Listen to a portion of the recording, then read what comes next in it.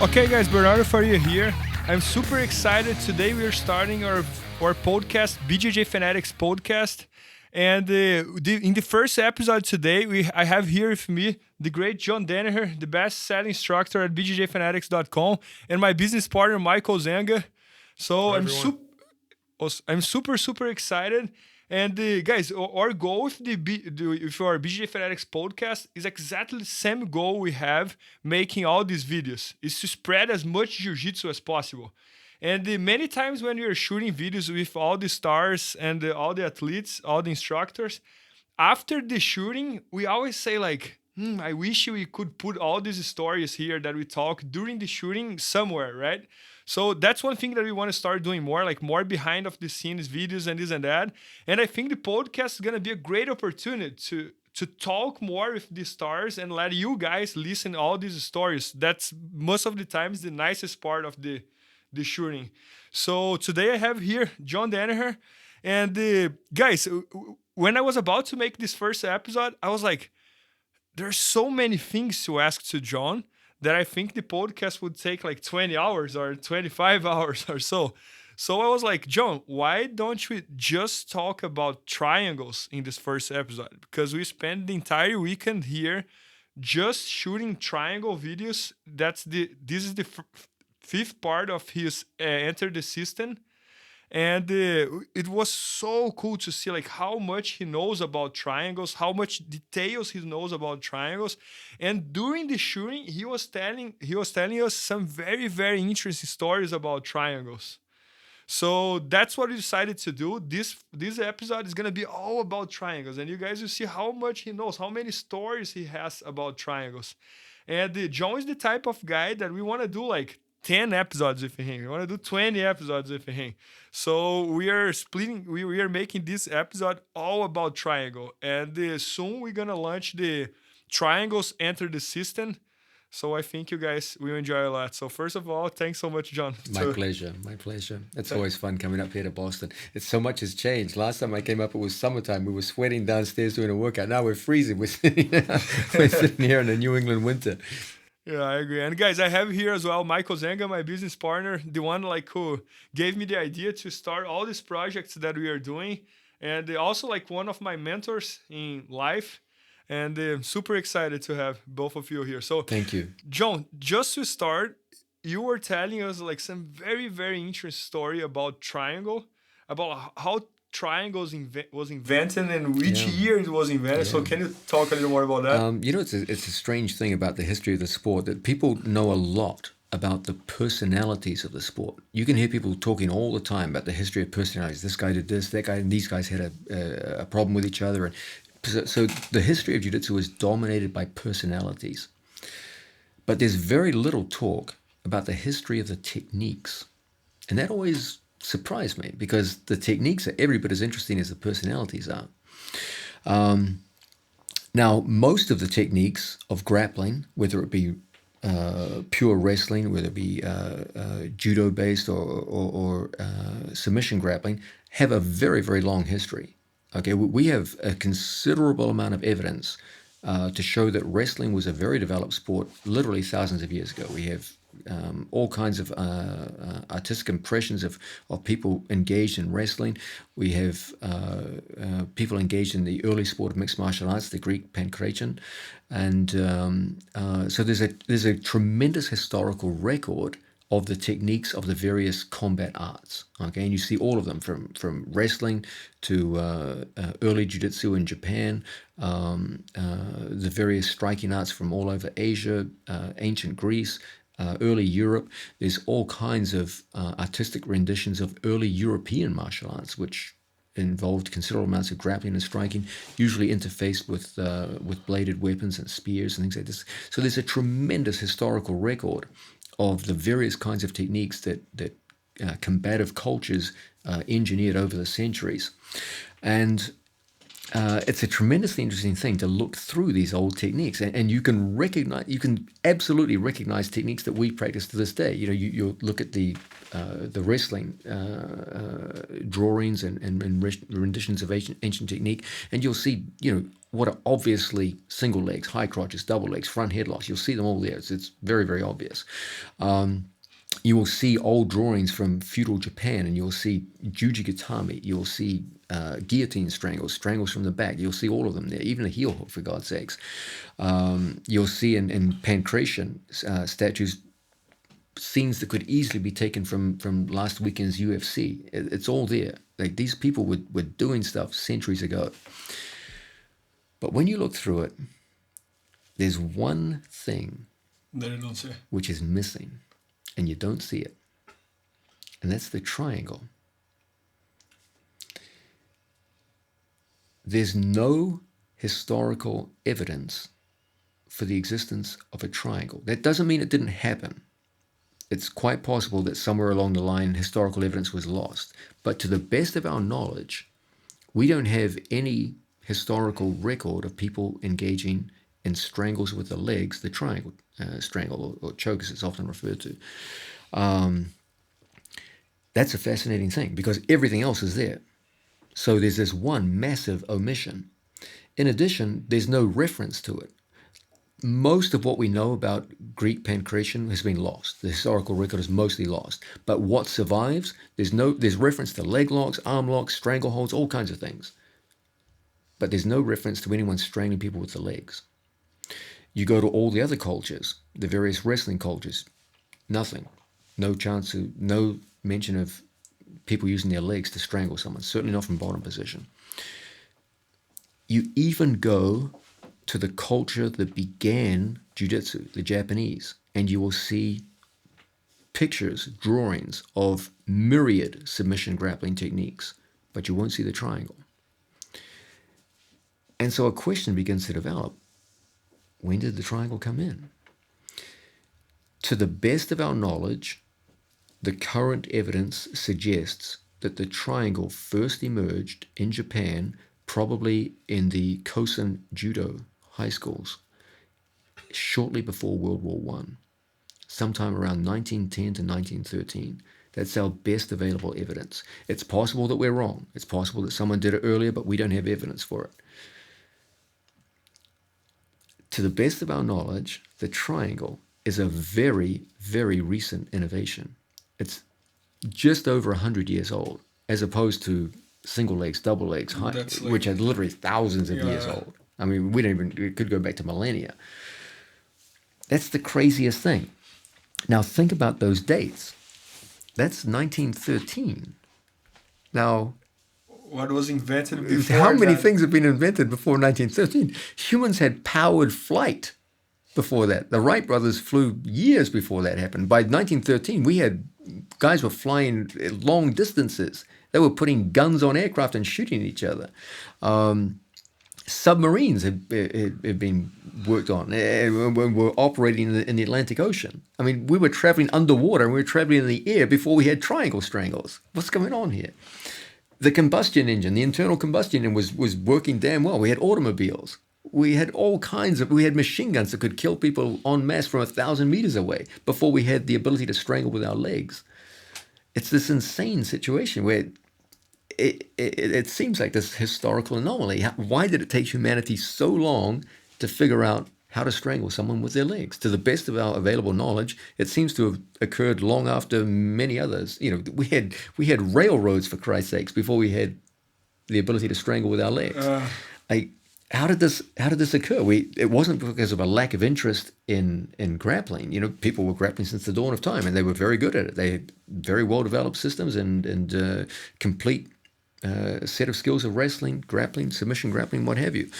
But somehow humanity had completely overlooked this ability to strangle with the legs. And as I said, to the best of our historical knowledge, it just seems to have slipped humanity by until, by some kind of historical accident perhaps, or just an interaction of people, suddenly a group of young people in Japan, and sometime shortly before World War I, came up with the idea, and there it was. Now, once it was introduced, it spread rapidly. Okay, and proficiency in the triangle seems to have occurred very, very quickly. In fact, in 1925, it was that was the year the international, or not international in those days, it was the Kodokan Judo Association decided to radically Which year was that? change 1925. So this is around 15 years after the introduction of the triangle. The Kodokan became so upset at the amount of ground grappling occurring in judo that they made major revisions to the rules of the sport to ensure that people did most of their work standing, because they would call it the Newaza Revolution. There was just too much groundwork going on.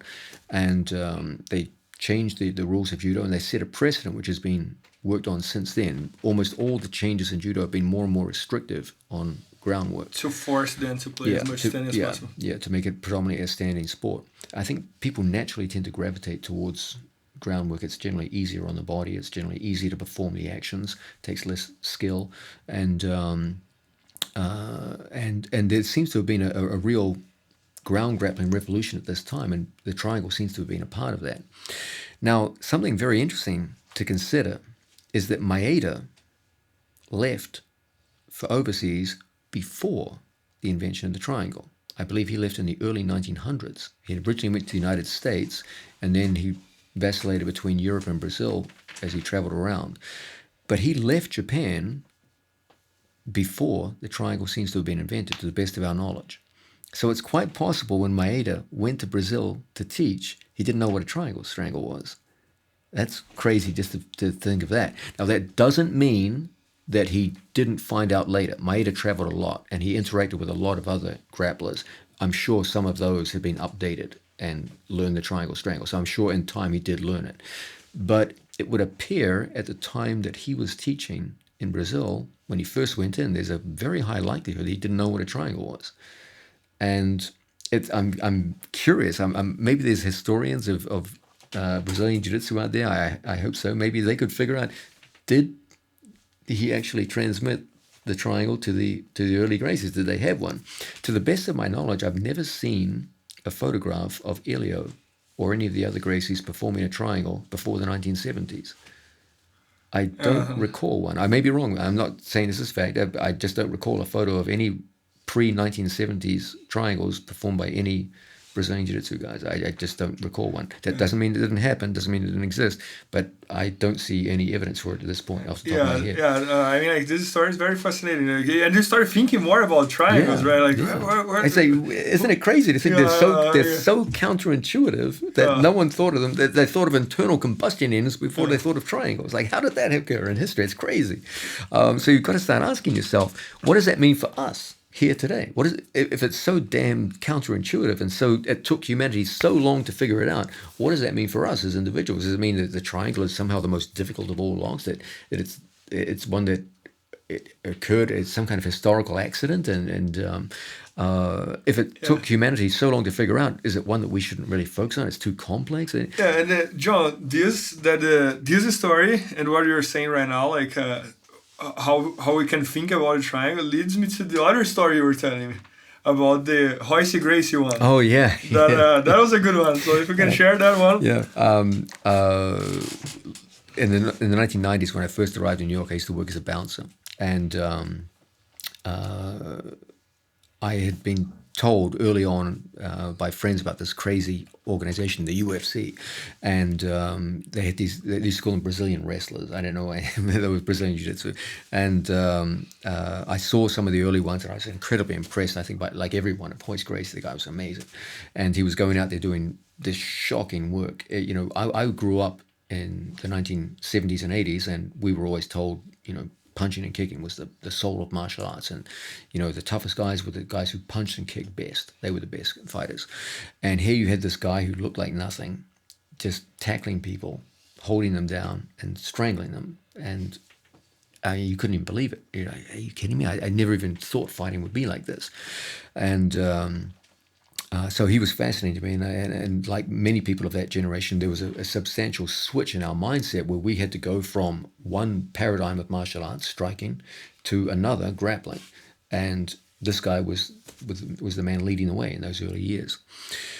So I'd seen his early UFCs, and one night there was a UFC. I was bouncing. It was a Saturday night, and I was outside bouncing, and there's no way for me to know the result of what was going on. I'm working, and I'm outside, and there's a busy night, it's a nightclub, and I'm thinking the whole time, like, man, I wonder how Hoist is doing. Is he going to win again? Like, I believe it was UFC 4 when he fought Dan Severn. I must check that. That was UFC 4. Was it? Yeah. And so he had obviously done very well in the early UFCs.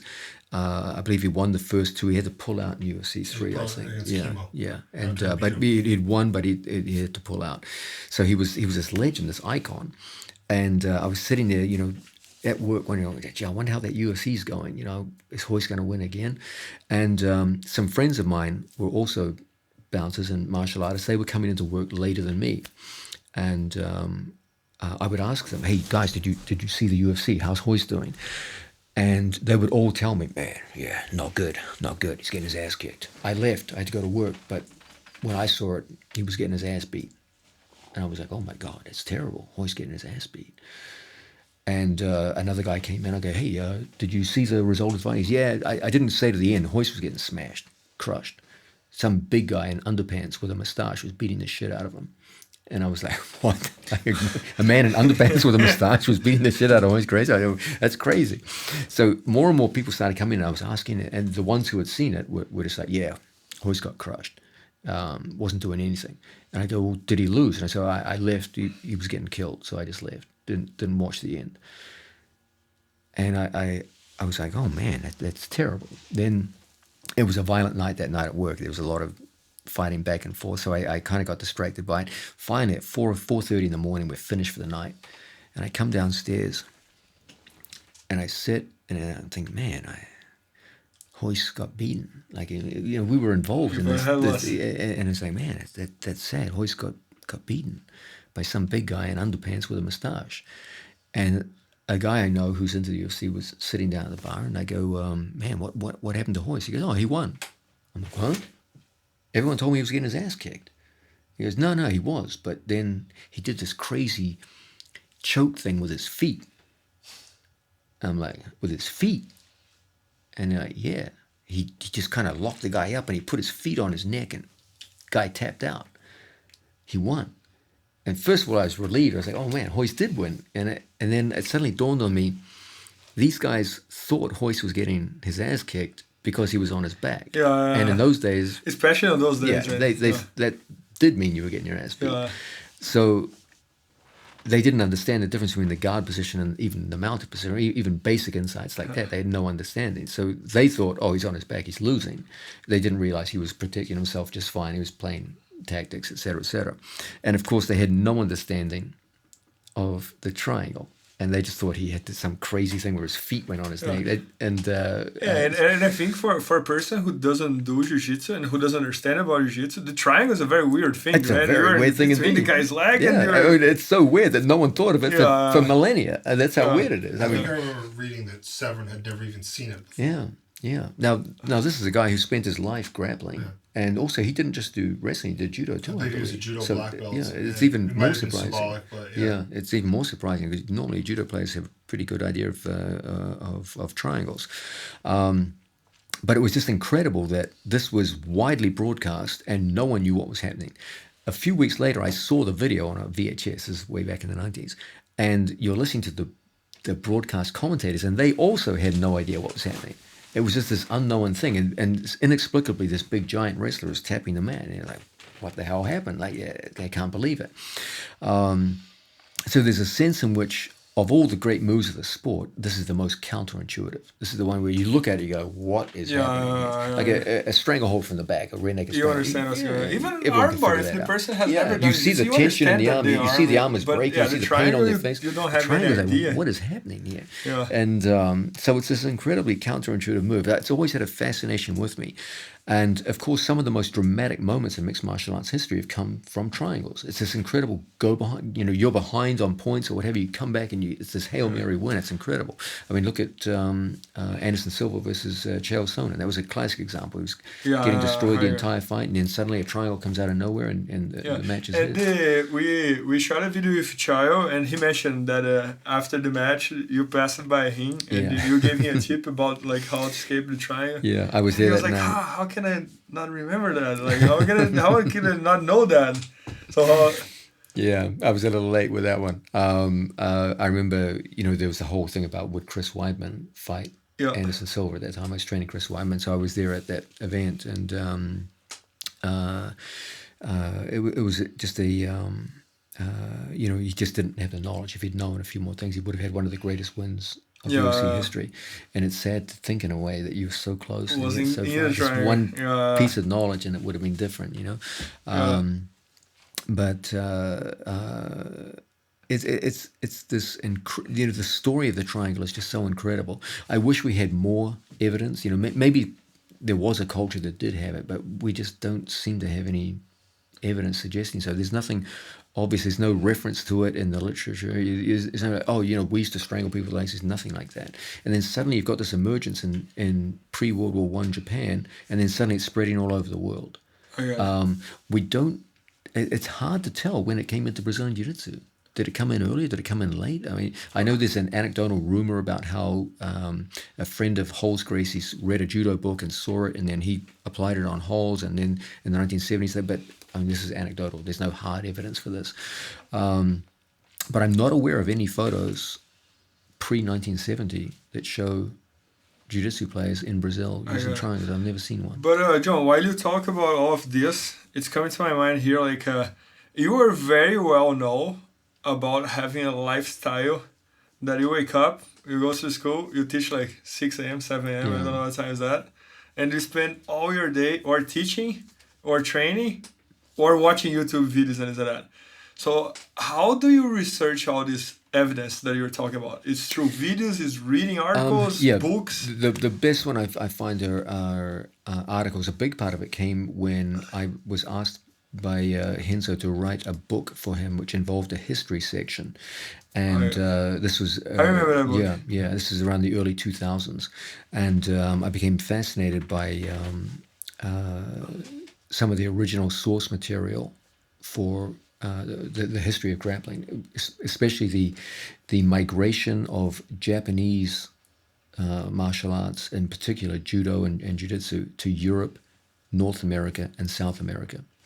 And there's this incredibly interesting story about these Japanese masters. They really were. Some of them were jiu-jitsu guys, some of them were judo, and they literally just got stationed overseas, and they taught locals, and many of them fought all-comers in crazy challenge matches. There was a Japanese guy based in England, Yukio Tani, who literally just fought every night, I think for around a decade. And he was a tiny, tiny man.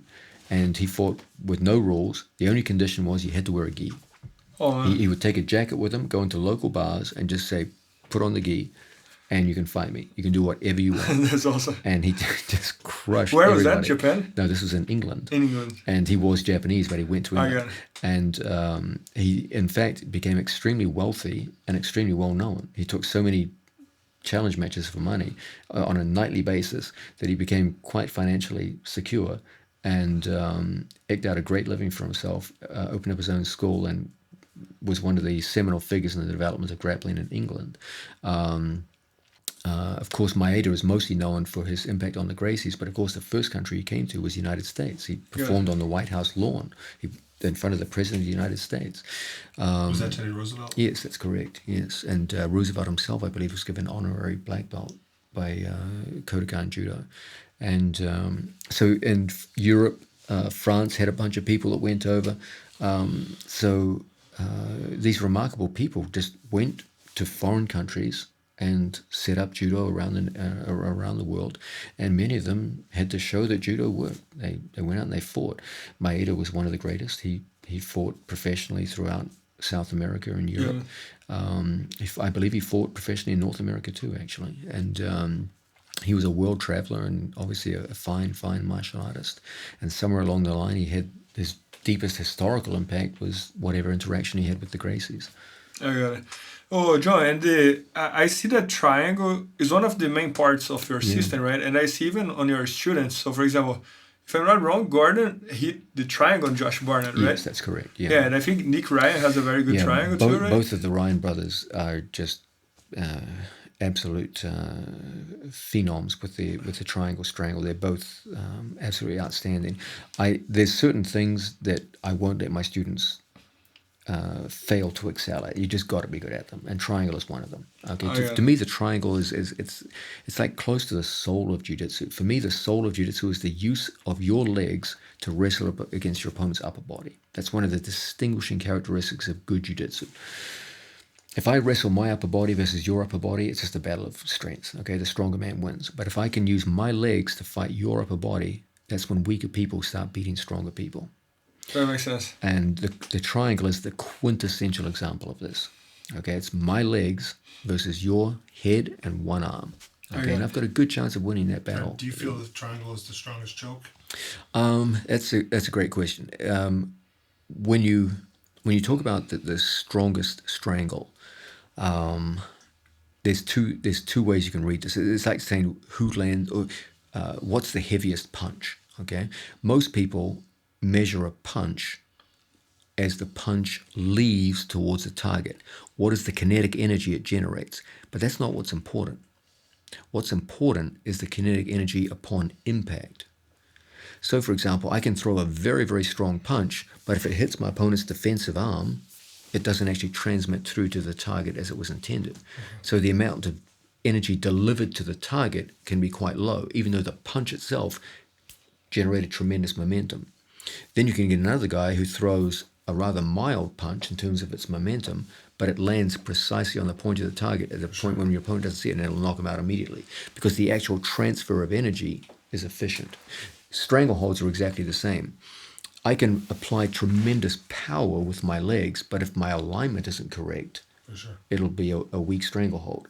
Whereas I can apply a stranglehold with my arms, which may not equal the strength of my legs, but if it's applied accurately, and it's much easier with the arms, it'll be a very tight stranglehold. So what I will say is that the triangle offers incredible potential for powerful strangles, provided your positioning is good.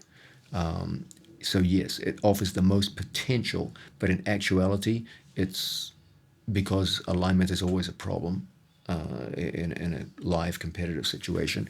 It doesn't really have a massive superiority to strangle power over arm methods.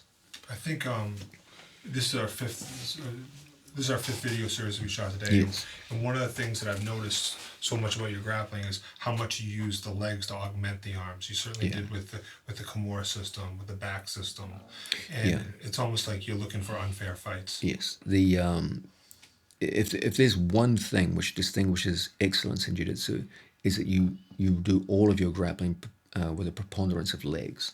Anytime you're relying on your hands, arms, and shoulders to get the work done, you're going to fatigue quickly, and you'll never beat someone bigger than yourself. You've always got to work with the legs first, everything else second. So even a lock like Kimura, which is ostensibly my two arms versus his arm, most of the horsepower comes from your legs and hips.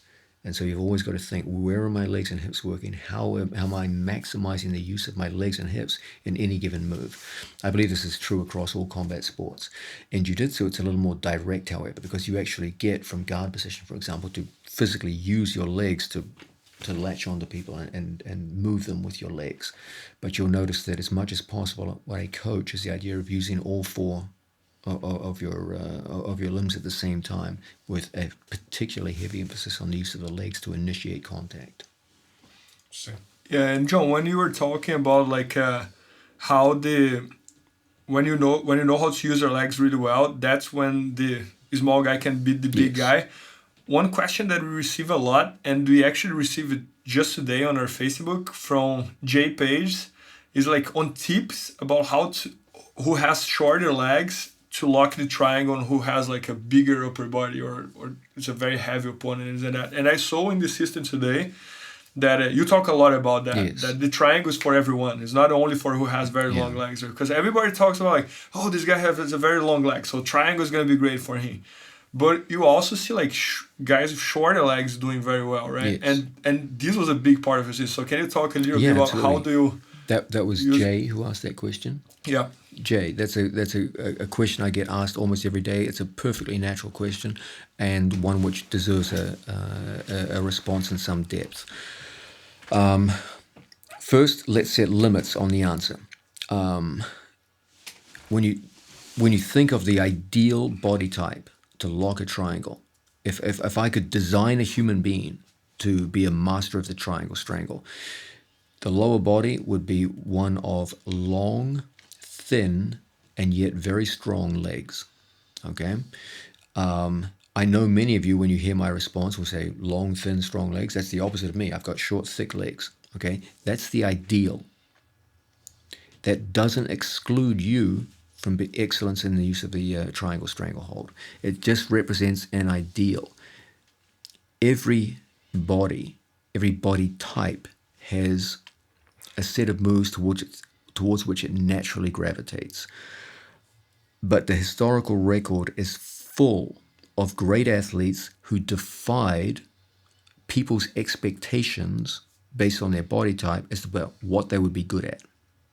You can be one of these too. Yes, the length of your legs does play a role in your ability to lock a triangle. It is, in my belief, an advantage to have long, thin legs. And if I was going to design someone to be a triangle expert, yes, that's what I would go with. Nonetheless, don't sell yourself short.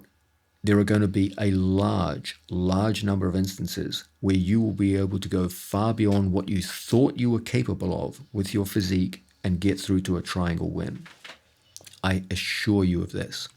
The number one determinant of whether or not your legs are long enough to get the job done on an opponent who's broad through the shoulders or what have you is not the length of your legs, it's the alignment and positioning of your body. In particular, what needs to happen is you need to expel your opponent's shoulder or exclude your opponent's shoulder from the lock of your triangle. As much as possible, you only want to incorporate your opponent's neck and one arm into the lock of your triangle. The moment you start incorporating more of his body mass than just the neck and the arm, that's when the problems start. When you're trying to strangle both his neck, his shoulder girdle, and his arm, that's a problem. Then short-legged people are going to be shut out. But if you can always manipulate your body positioning and angle to only lock around the neck and one arm and be disciplined in your application of this, you are going to shock yourself with how many times you can apply a stranglehold, even on people you didn't think you could do so. Is your body type ideal? No. However, you can still be highly proficient in the use of triangles, especially within your own weight class with someone who's not 2, 3, 4 weight classes above. I've had many students who had quite short legs. In fact, I'm one of them myself. I'm 5 foot, just a little shy of 5'11". I always lie and say 6 foot, so I'm kidding. And I have short legs for my height. And so my body is far from ideal. I also have a hip replacement, which makes flexibility something of an issue. And I also have a crippled leg that doesn't even straighten. And yet I can lock triangles on people considerably bigger than myself just through good alignment. Would I go first for a triangle on someone who was 6'5" and had shoulders like Gordon Ryan? No, I wouldn't. There's other things I could do. But anyone within my own weight category or 1 or 2 above, absolutely, it's a move I would employ. Remember, the number one determinant is your body positioning and the angle that you can get upon your opponent. Number 2 is a surprising one. People who are very generously built through the stomach and their waist is perhaps a little wider than they ought to be have a difficulty bringing their knees to their chest. And that turns out in many cases to be more of an impediment to your ability to lock a triangle than the length of your legs. If you ask me to put in order of importance what will stop you from locking a triangle, I would say number 1 by a landslide is bad body positioning and angle. Number 2 is excessive waist size. And number 3 is short leg length. Now, only one of those 3 is something you can't change. You can't change the length of your legs. But you can change the size of your waist, and you can definitely and quite easily change the body position and angle when you go in to apply a triangle. So there's 3 factors ranked in order of importance. And of those 3, the 2 most important, you are fully in control of.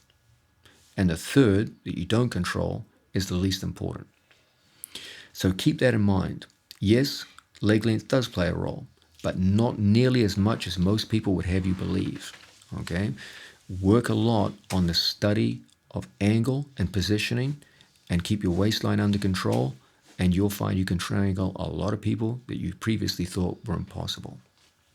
And guys, I believe in what John is saying because he has hip replacement. You have knee replacement as well. Coming up. It's coming up, so his knee is not good. And today he was throwing today in the video he was throwing flying triangles, and he also demonstrated one triangle on me, and I'm bigger than him. And I never felt one triangle so tight and locked as he did. Let's actually say something here, Jay. You know, people with short legs always tell themselves, "Oh, I'm at a disadvantage."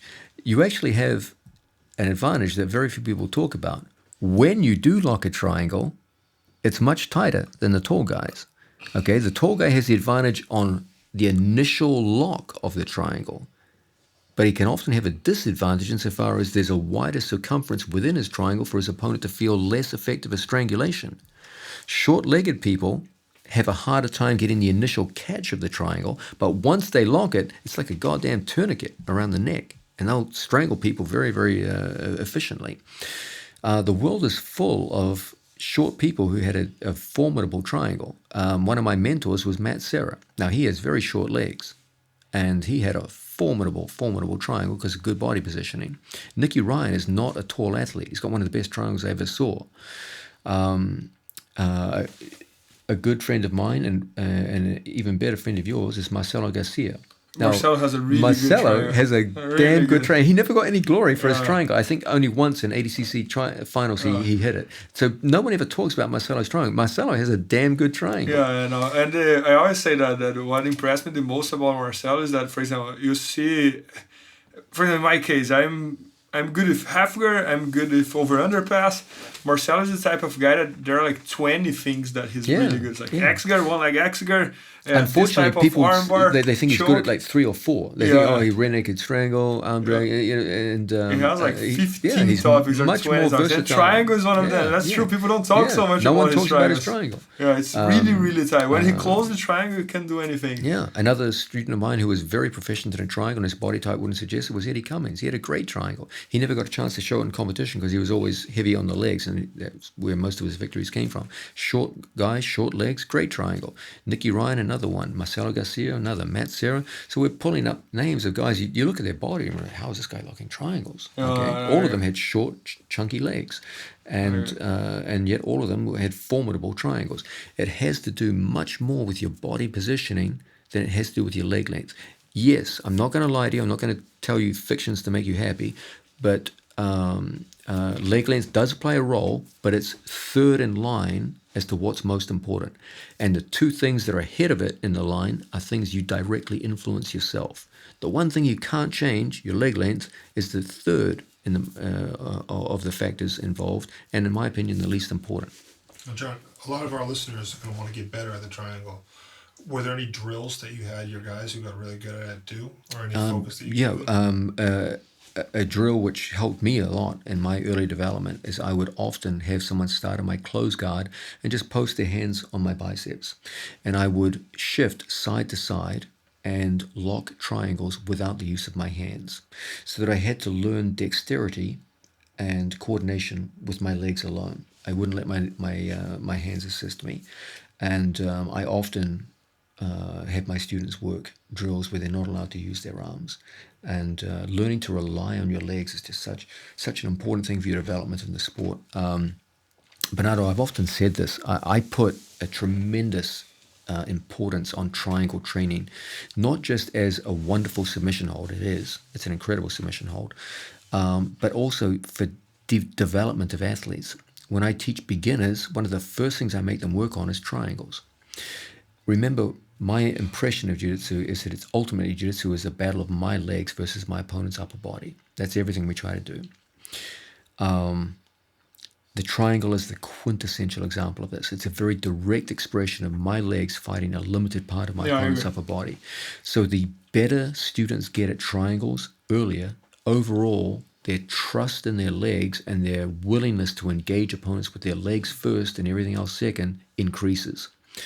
If you take a room full of 100 beginning white belts and you just work 50 of them on triangles, and you work the others on a mix of upper body and lower body, I guarantee you in the long run, those who worked on their triangles predominantly will be more active with their legs and will be what I call a leg-centric grappler rather than an arm-centric grappler. Okay. The function of my training programs is to make athletes leg-centric. When you have a guy who's leg-centric, their development in jiu-jitsu is always superior to someone who's arm-centric. The hardest thing to do is to take a 35-year-old man in the sport of jiu-jitsu who's used his arms for everything his whole life and only uses his legs for walking, and convince him that he's going to have to go out and fight people with his legs from his back. That's the toughest test for a jiu-jitsu coach. And you've got to get people away from an arm-centric existence to a leg-centric existence. When they fight first and foremost with their legs, that's when they make progress. That's when they start going towards excellence in the sport. I got it. And it's funny because when you were talking about that, I was remembering like when I started jiu-jitsu when I was 14 years old. When I had like 3, 4, 6 months of jiu-jitsu, I used to grapple in the carpet with my friends who didn't do jiu-jitsu, and triangle was always my way to go. Really? That's amazing. I would sit down and they would jump on me and I would find a triangle from there. That's so funny. that's true. That makes a lot of sense with everything you were saying. That's funny. I remember one time I was bouncing and I just Don't tell me you did a triangle when you were bouncing. Yeah, I did. As a pure experiment. I was working in a club and it had a carpeted section in the VIP lounge. So it had carpet on the floor. And I remember looking at it going like that. So later that night there was a fight which spilled over into the VIP area. And I remember gripping a guy and pulling him down to the floor and throwing a leg over and locking up a quick triangle and putting him to sleep with a triangle. I said, yes, it definitely works. It was kind of an early experiment. And I hope this guy, the person you were fighting against, didn't have friends around. No. If not, I was your smart head in the way would I did be it. hurt right now. Yeah, no, I was smart in the way I applied it. And people literally don't even know what's happening. This is, the mid 1990s. People just have no idea what's happening. And of course, in a mixed martial arts fight, it's completely different. Where there's skilled athletes who know exactly how to get out, and et cetera, et cetera. But it's just this fascinating move with a fascinating history, and it's among the most challenging of all the moves. Okay, I think for a white belt beginner, the move which they're least likely to get right on their first night is probably the triangle. Okay, it asks a lot. It asks a lot of you as an athlete. Between angle, movement, postural control, there's a whole bunch of things going on. A rear naked strangle, you can take someone who's literally never had a lesson, and within 5 minutes they get the basic arm position, and they can apply the strangle. With a triangle, that's going to be tough. But at the same time, when they're able to do the triangle, means that their jiu-jitsu is already at a certain level, right? Because they know how to use their body, how to change the angle, how to lock the legs, and so just like the history of the move itself, the guy who focuses on the triangle becomes a late developer. Just as the triangle itself was a late development in grappling, the guy who starts with the triangle and works hard, he's going to experience a lot of frustration at the start. In the early days, his progress might not be as good. But his long-term progress will be better because he's training himself to become a leg-centric grappler rather than an arm-centric grappler. John, do you think there's a lot of misconceptions with the way people think they can use the triangle? Do you think it's too narrow? Yeah, I actually think that the one of the big themes of this video is that people's conceptions of jiu-jitsu are so limited that they're simply underselling themselves with regards to this incredible move. If you talk to the average jiu-jitsu player around the United States and you say, like, do you like the triangle? You can see them thinking. Their response is always based on one triangle. The triangle from the front. Yeah. Okay, normally employed from guard, but also can be employed from top position. There are 5 major forms of triangle that you can use. 5. So even the question, do you like the triangle, is a stupid, naive question. Can you mention 5 ones? Yeah, there's a triangle from the front, the one that everyone knows, the one which is stylistically the most important in competition. From the back? There's a triangle from the back, the Ushiro Senkaku. Okay, the triangle from the front is Omote Senkaku, front triangle. The triangle from the back is Ushiro Senkaku. We also have what I often refer to as Hantai Senkaku, or opposite-sided triangle, where you lock the triangle from the front in what appears to be the wrong way. These three triangles are strongly linked to each other. Whenever you have one, you always have the other two. Just by shifting angle, you can go from one to the other. So they form an incredible set of combination attacks. Then we have a second category of triangles, Yoko Senkaku, the side triangle, which is very popular in the sport of judo. Good. And then we have Gyaku Senkaku, the reverse triangle. And The these reverse two are one? linked. The reverse one is the one that Bernardo Faria is very well known, right? Yes, that's correct. Yes. You don't see that one so often, but it's a very, very valuable addition to the arsenal. So really, in answer to your question, Michael, there are 5 triangles out there. The overwhelming majority of students in the sport of jiu-jitsu today only use 1 out of 5. Now, granted, the one that they use is, in my opinion, the most high percentage, the most important. But still, they could be doing so much more if they had 5 tools to work with instead of 1. Think about a carpenter who's limited to the use of 1 tool. How good can his work be? Versus a carpenter who has 5 distinct tools, each one for a different purpose. Of course, one is going to do higher grade work than the other. If you have a multiplicity of tools, you're going to do generally finer work than someone who's limited to a single tool. One of the great themes that I want to push in this video is that jiu-jitsu players could greatly increase their success rate and their output with the triangle submission if they expanded their mindset from one of the triangle, 1 triangle, to triangles, 5 triangles. And you'll see, I believe, my students have had tremendous success, for example, with Ushiro Senkaku, the triangle from the back. And people, I think, are now starting to use this more. It's becoming something that people are looking for more in competition. Especially in the EBI events, right, when they start in the back. Yeah. So we'll try to expand people's mindset. Is there's 5 triangles to work with. Use all 5. Why limit yourself to 1? Yeah. So, John, as this is the first episode, and you're making all these videos with us. And what's your goal making all the videos? Because I always see you talking about trying to change the game, right? Yeah. And most of your athletes compete more in those tournaments. There's like no time limits, only submissions and this and that. So, and more no-gi as well. So, what's your goal like?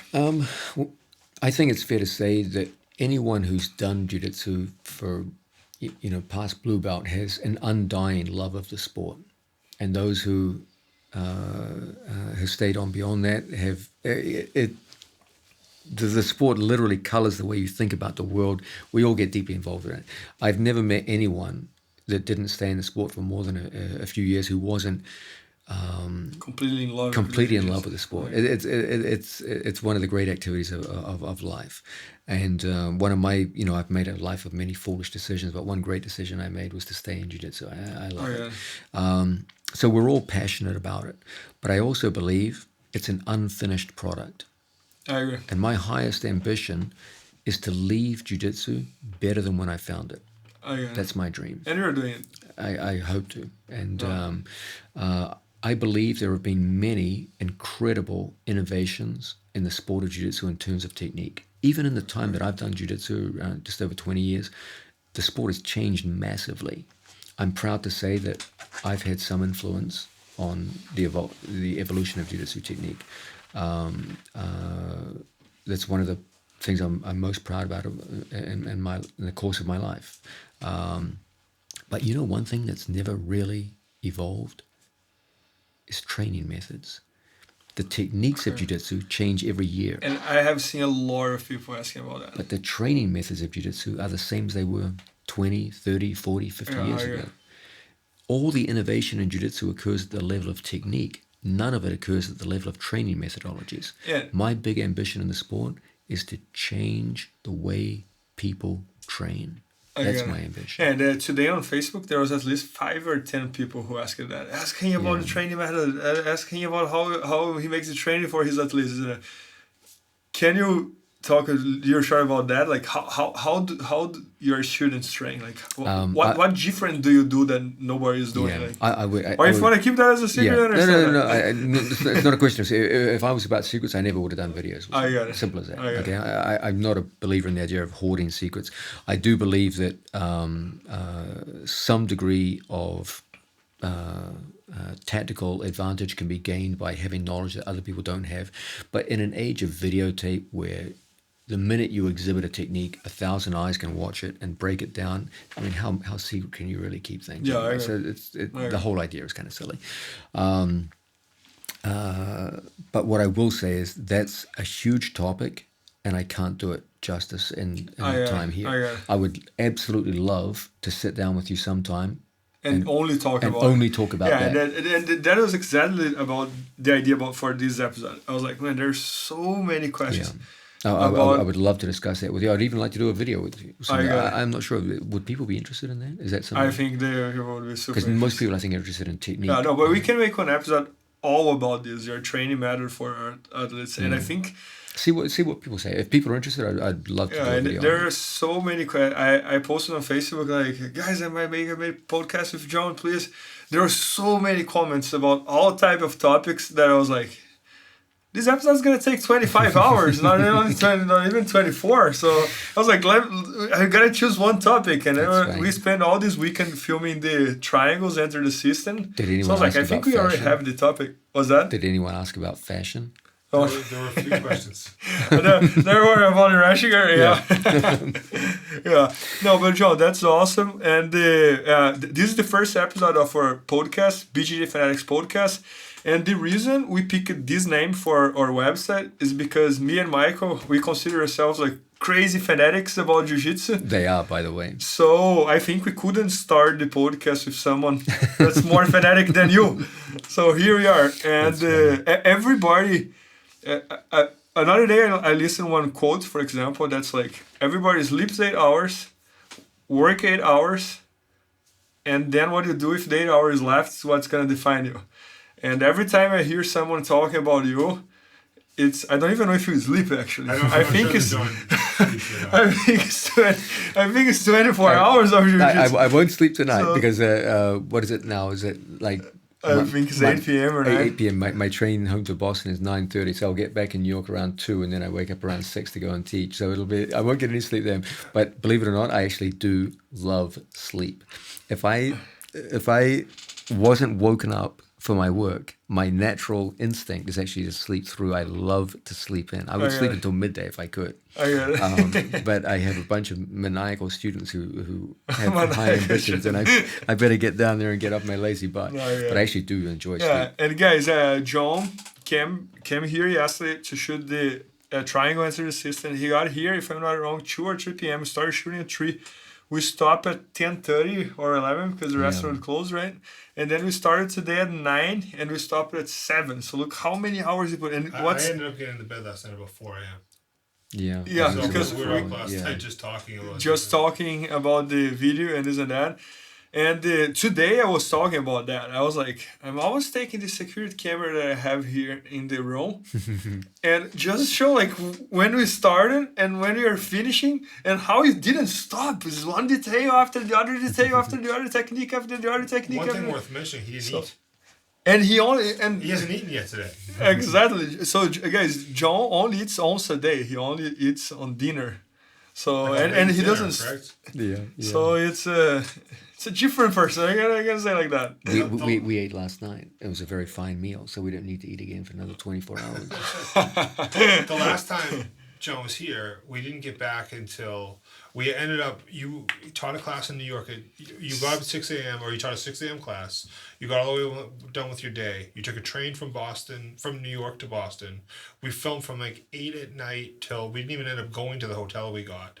All the way till about 5 a.m. We had a harrowing drive back to the train station. We all fell asleep in the car at different times. Unfortunately, Bernardo was driving. Bernardo was driving and he fell asleep at the wheel. There were a couple of ill-advised lane changes, but we made it back. And then you went back and you taught the whole day. Yeah. Bernardo, tell everyone what John said to you about that when you said. Yeah, I asked John. I was like, John, at this point, man, I think like you're doing a lot of seminars, teaching. You're doing a lot of seminars, selling a lot of videos. You really need to teach tomorrow 7 a.m. because this was like, I think it was 3 a.m.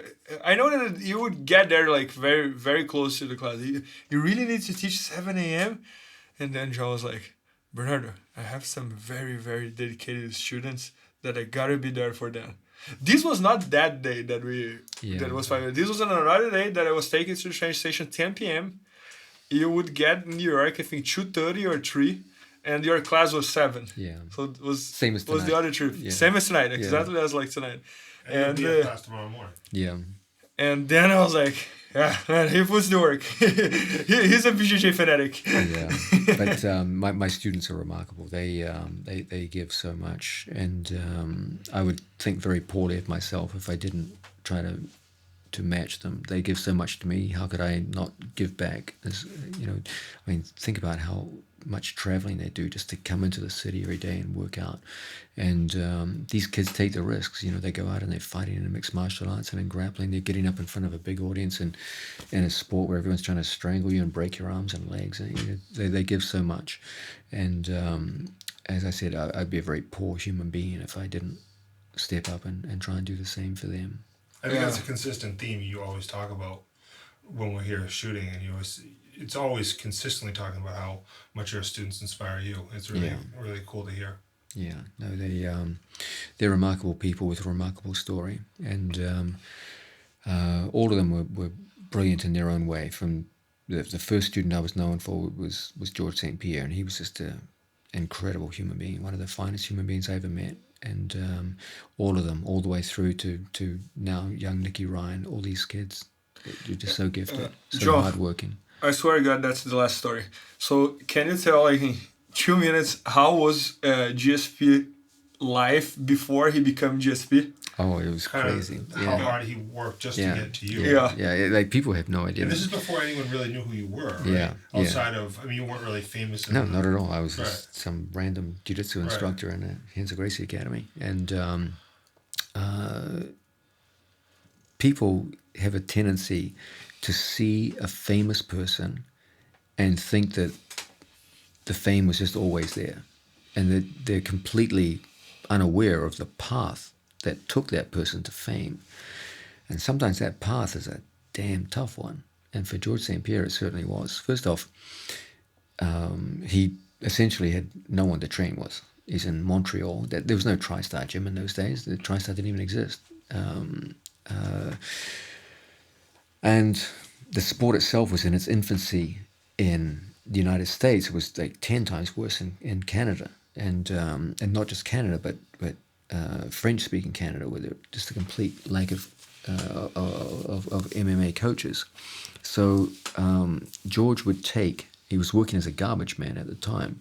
He would take a bus from Montreal down to New York and usually stay for Friday, the weekend, and then try to get back on Monday to work as a garbage man again. Now, even in a car, that's a 6 to 6.5 hour journey. In a bus, that's a lot longer than that. 10 hours. And this is a guy who didn't speak any English at the time. So he's coming down on a bus to a country where he doesn't speak any English. And he's on a garbage man's salary. So we're not talking about a wealthy man here. And he would come down weekend after weekend after weekend and learn from people that he didn't even share the same language. He'd just have to watch and try and replicate as best he could. And at the time, he was a blue belt. He's a strong, athletic kid, but had no skills at all. So most of the time, he was getting beaten. And I have a quote for that. And one of my favorite quotes is, "Technique beats strength, but will beats technique." So that's rebel. Yeah, unless you're in a stranglehold. Yeah, exactly. But there's a lot of truth to it. And but George just had this unconquerable will. He made a commitment to an idea which everyone talks about, but very, very few people actually live it. It's one thing to say something, it's another thing to actually live by it. George believed in investing in himself. He didn't have much money, but the money he had, he invested in his own development. Skills. What's going to get you somewhere in life is your skills. No one gives a damn beyond a certain point, especially if you're a man, what you look like, what you talk about, what you do this, do that, who you hang out with. These things are irrelevant. What they care about is what skills do you bring to the table that can somehow benefit the people around you. Yeah, and he invested in his skills. And the coincidence or not, other person that I know that's exactly like this, that's the best grappler I ever grappled in my life, Marcelo Garcia. Really? He's exactly like this. Wow. He was always all about his training. So if he was financially set up to pay his bills and this and that, and someone calls him for a seminar, if he feels that seminar would bother the training for him to become a champion, he would not go. He would focus on the training. He was always... That was something that I learned a lot with him when I was there, because I was in the prime of my career, and I would, every time I had something like money related that could disturb my training, I would remember about Marcelo. I would think like Marcelo would not do that. He would go train. So that's so interesting, Bernardo. Yeah. You know, the greatest investment you can ever make in your life is to invest in yourself. Yeah. And the investment I'm talking about is in the acquisition of skills. If you bring skills to the table, you will bring value to the table. And when you can bring value to the table, you can achieve what you want to achieve, and you can make the living that you want to live. And George was a guy who had, even as a late teenager, saw the importance of this and didn't just see it, didn't just talk about it, he lived it. And that's the difference. That's awesome. So, guys, once again, like the goal of this podcast was exactly this: was to hear these stories that we hear when we are on the mat while John is filming. He shows like 15 techniques in a row. He stops 5 minutes. He tells us on the story. Then he goes another 15 techniques. So that was exactly our goal: was to share more of this very nice time that we have with all these stars, with all of the world. So thanks so much, John. Appreciate it. Thank you. That was awesome. It's always good to see you. Thank you, Michael. Thank you, Michael, for being part. And guys, we just shot the entire weekend with John about the triangles enter the system, and we're gonna launch it very soon. So keep an eye open on bjjfanatics.com. Into the System is almost complete now. Almost complete. Triangle is 95% done, and now we've got arm lock, and then it's done. The Into the System series is complete. Those are the main submission systems that I teach, and then we'll move on, I believe, Michael, to Jiu-Jitsu fundamentals in the gi. Is that correct? Sounds good to me. Yeah, no, that's awesome. Yeah, no, I'm looking forward to that project. And that's something that people are always asking as well. Like, I need fundamentals. And I think everybody wants to see your fundamentals, you know, so that's going to be a very interesting one. You know, it's an odd thing about my teaching. Is everyone thinks that I teach advanced no-gi and that's it. Yeah. In fact, 60% of the classes I teach on a weekly basis are gi classes. And my deepest love in teaching is to teach people who don't know anything, because that's where you see the true magic of Jiu-Jitsu. Someone who literally walks their whole life in fear and doubts about their own body, and giving them confidence in their body movement and the ability to walk and stand tall. To me, that's magic. And so that's actually my deepest passion in teaching. One of the things I've been most impressed with is just when we ask you a question offhand. I mean, today, Mateus, who's your practice partner, asked you a question about breaking kind of a complex, deep spider lasso. And just without even thinking about it, you gave just a dissertation on how to undo the grips and get into a strong passing position. And I think that's, to me, that's always like a true master. Like, okay, can you answer it right off the cuff? And you always do. And so I think that, I don't think anyone really does have this misconception, but you're not just a footlock guy. I mean, you understand the grappling universe better than anything. Yeah, and this week we had Lucas Lepre and Romulo Barral here with us. And Rominho, he was saying that one time he went to one of your class and you were teaching his spider guard, and he was learning from you about his spider guard. And he was teaching things that I didn't even know that I do, you know. So. Yeah. That's very interesting. He's a very, very talented athlete, a great human being too. He's one of my favorite people in all of Jiu-Jitsu. He would often come in and train. Very, very talented guy. And he was one of the guys who inspired me the most in my career. Yeah.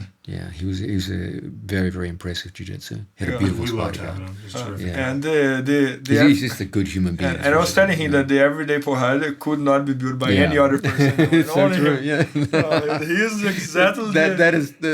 There's never been a more clear expression of a man's personality than Homo Bahal and everyday porrada. It's literally him to a T.